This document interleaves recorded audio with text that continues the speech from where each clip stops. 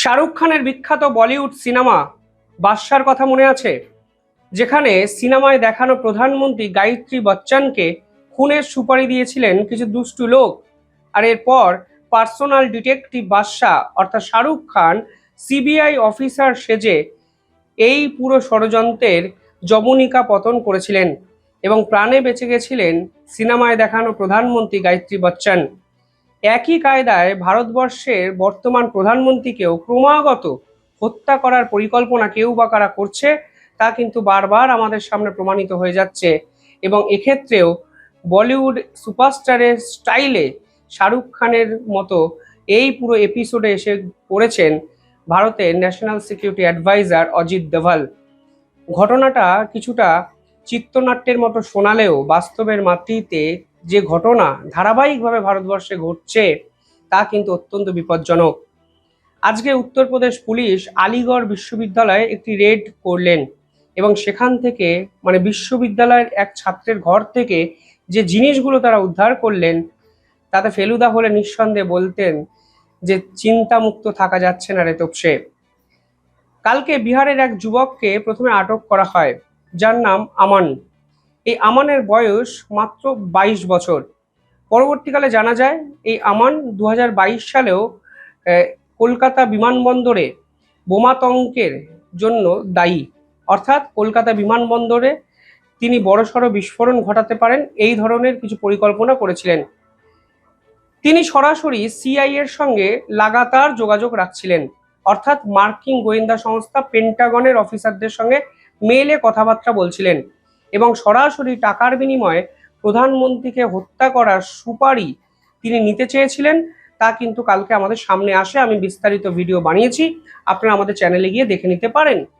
আজকে সেই ঘটনার ফলো আপ স্টোরি যেগুলো উঠে এসছে ধাপে ধাপে একটু আপনাদেরকে আমি বলতে চাই এবং বোঝাতে চাই এই মুহূর্তে কিভাবে ভারতবর্ষের প্রধানমন্ত্রীকে বিপদের মুখে ফেলার চক্রান্ত আন্তর্জাতিক শক্তিধর বিভিন্ন রাষ্ট্র করছে।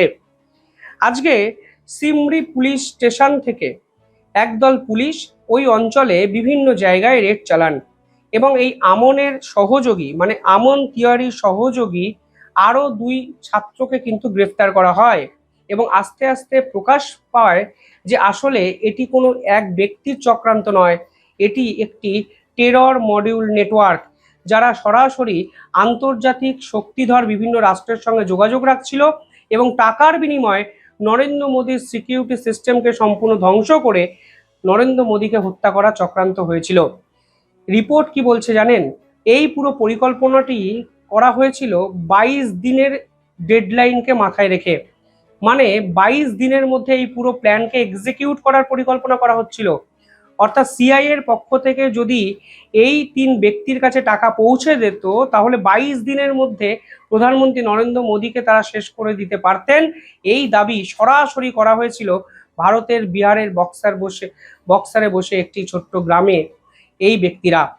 অর্থাৎ আমরা দিল্লি বিস্ফোরণে যখন টেরর মডেল নেটওয়ার্ক নিয়ে একাধিক কথাবার্তা বলেছি, যখন দেখেছি যে কিভাবে ডাক্তাররা এই সন্ত্রাসবাদী যোগে আটকে পড়েছেন, কিভাবে বিস্ফোরণের পিছনে আসল দায়ী, কিভাবে আল কায়দা কিংবা জৈশ-ই মোহাম্মদের মতো জঙ্গি গোষ্ঠীর সঙ্গে হাতে হাত মিলিয়ে সমাজের উচ্চ স্তরের ব্যক্তিরা এই ক্রাইমে জড়িয়ে পড়ছেন, ঠিক তখনই 6 মাস পরে আমরা এমন এক ঘটনার সামনে দাঁড়ালাম যেখানে পরিষ্কার হয়ে যাচ্ছে শুধু ডাক্তাররা নয়, আজকে সমাজের মেরুদণ্ড যে যুবকদের বলা হতো সেই যুবকরা সরাসরি ভারতের প্রধানমন্ত্রীকে হত্যা করার পরিকল্পনা করছে।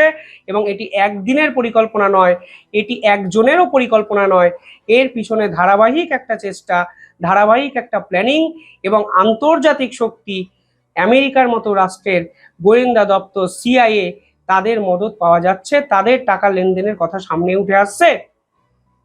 উত্তরপ্রদেশ পুলিশ এরপর একাধিক জায়গায় রেড চালায় এবং প্রথমত তারা যেখানে রেড চালায় তা হলো আলিগড় বিশ্ববিদ্যালয়। অত্যন্ত গুরুত্বপূর্ণ একটি জায়গা, ঐতিহাসিক তো বটেই। সেই আলিগড় বিশ্ববিদ্যালয় যখন আজকে ইউপি পুলিশ রেড করে তখন সেভাজ নামক এক যুবকের হোস্টেল রুমে তারা যায় এবং সেখান থেকে সেই যুবককে তারা কিন্তু আটক করতে পারেনি। সেই যুবকের কোয়ালিফিকেশন কি জানেন? এমসিএ পড়ুয়া। অর্থাৎ তারা কম্পিউটার অ্যাপ্লিকেশনে MCA করছিলেন। মানে বুঝতে পারছেন টেকনোলজিক্যালি তারা কতটা ডেভেলপ নিজেদের করার চেষ্টা করে যাচ্ছেন, পুঁথিগত বিদ্যায় পারদর্শী হয়ে। এই ঘর থেকে কি কি জিনিস পাওয়া যাচ্ছে একটু বোঝার চেষ্টা করুন।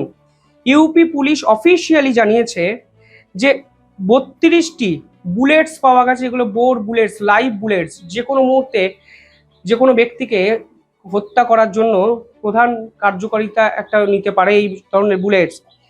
4টে 12 বোর কার্টুজ পাওয়া গেছে, ফেক কারেন্সি পাওয়া গেছে অর্থাৎ জাল নোট পাওয়া গেছে, 8টি মোবাইল ফোন পাওয়া গেছে, একাধিক এমটি ম্যাগাজিন পাওয়া গেছে, একাধিক জাল সার্টিফিকেট পাওয়া গেছে, একটি ল্যাপটপ পাওয়া গেছে এবং বহু ইলেকট্রনিক ডিভাইস পাওয়া গেছে, যা প্রমাণ করে দিচ্ছে এরা একটি সংঘবদ্ধ আক্রমণ কিংবা সন্ত্রাসী আক্রমণের পরিকল্পনা করছিল। এবং কোথা থেকে করছিল? আলিগড় বিশ্ববিদ্যালয় থেকে। এবং যে ব্যক্তি নাম উঠে এসছে তার নাম সেবাজ, যিনি পলাতক। উত্তরপ্রদেশ পুলিশ এটাই কিন্তু জানাচ্ছেন। করছে মানে করতে চাইছিল তারা কি, এটা কিন্তু এখন সব থেকে বড় প্রশ্ন। প্রথম কথা, 22 থেকে 30 বছরের তরুণ তরুণী, তারা কম্পিউটারে পারদর্শী, তারা হ্যাকিং সিস্টেমে পারদর্শী। তারা প্রধানমন্ত্রী নরেন্দ্র মোদীর এমন কি ক্ষতি করতে চাইছিল যে তারা সিআইএ কে প্রতিশ্রুতি দিচ্ছে যে 22 দিনের মধ্যে তারা হত্যার এই পরিকল্পনাকে সফল করে ফেলবে। সেটাই কিন্তু অনেকের মাথায় ঢুকছে না।